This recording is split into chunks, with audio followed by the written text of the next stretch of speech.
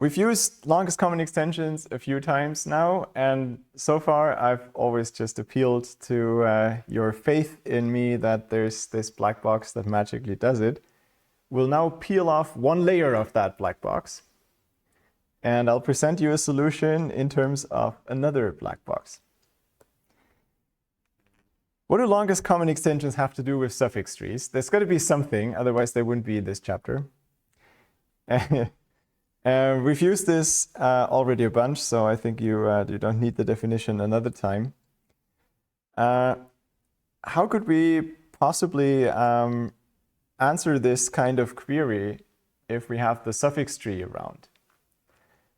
And that's a beautiful combinatorial connection that maybe isn't hard to see. Like if you think about these two strings, well, they're the beginning of a suffix of the text. So you can start at I and at J reading the text.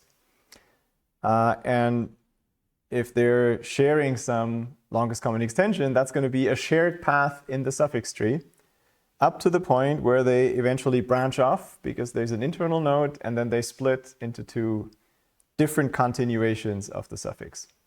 This always has to happen because at the very least one of them will end with a dollar, which cannot occur in a different position in the other suffix. So all we're eventually asking is, given two suffixes, which is two leaves in the suffix tree, what's the lowest common ancestor? That's the same thing. And specifically for suffixes, we also have this third acronym, the longest common prefix.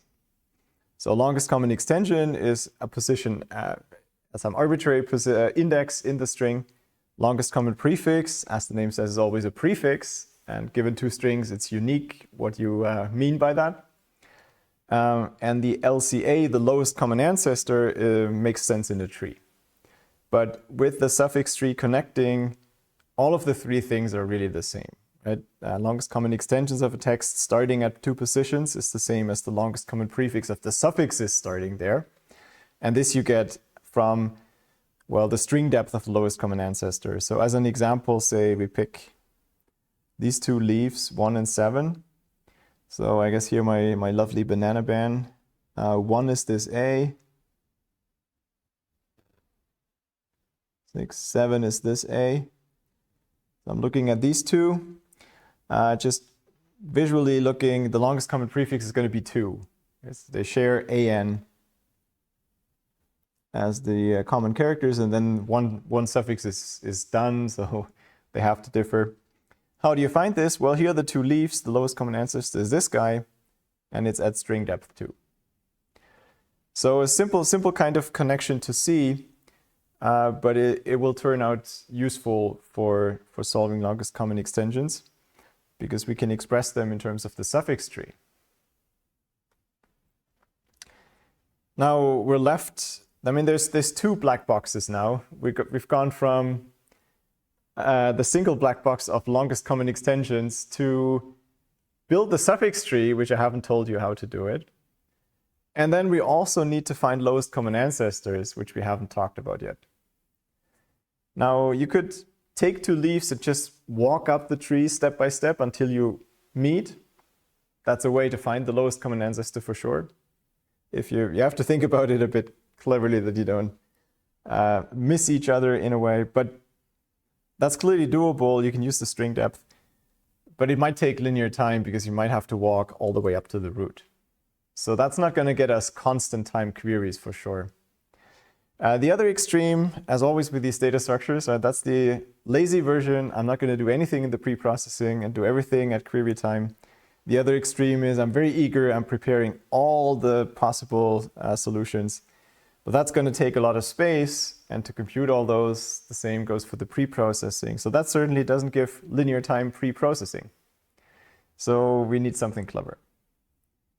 And that's the second black box, which will take us to another chapter to solve. We'll essentially replace lowest common ancestors by arrangement queries, and then these will eventually be solved. And then there's no more hidden nasty boxes that are not resolved.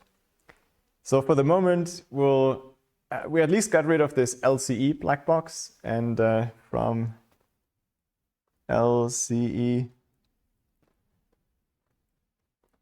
we now know we can reduce it if we have suffix trees.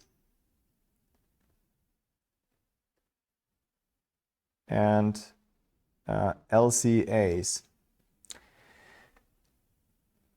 Again, those two I haven't told you, but they're coming up.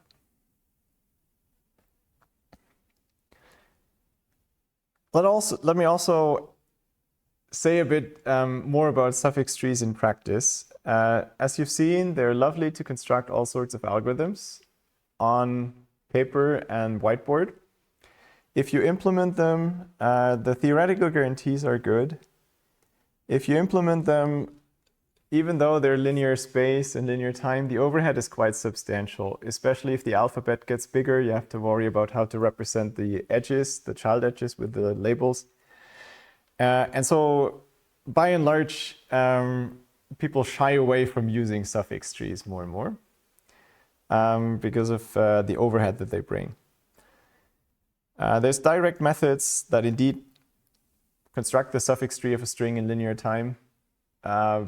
But these, again, they're somewhat complicated, certainly more complicated than what I'll show you, and have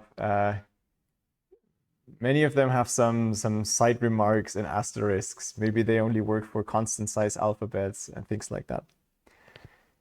So overall, suffix trees rather serve as a good abstraction of what we'll do. We're not explicitly storing them just the way I showed you, but what we'll do is design algorithms in the language of suffix trees and then have another layer below them how to implement these operations. It's still the best way for me to build intuition how to solve a string problem. I tend to always think of the suffix tree first because that's easier to work with. But for practical purposes, there's somehow very fat linear time data or linear data structures.